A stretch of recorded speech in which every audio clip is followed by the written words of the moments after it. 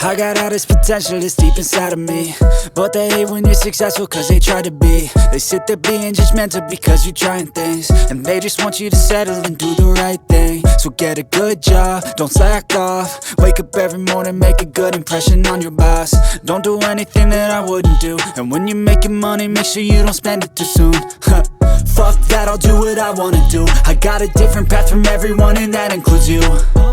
Who are you to tell me how to live life? In these times it feels like nobody is right, yeah. So I'ma figure out what else we succeed, and then invest all of my time into that and proceed. I need whatever the hell could make me happy, and I don't think you have a clue what could that be. They tell me that I'm never gonna make it. They want me to do something that can make sense. They hate when I keep dreaming I'll be famous, but I don't give a fuck, I'ma keep chasing. They tell me that I'm never gonna make it. They want me to do something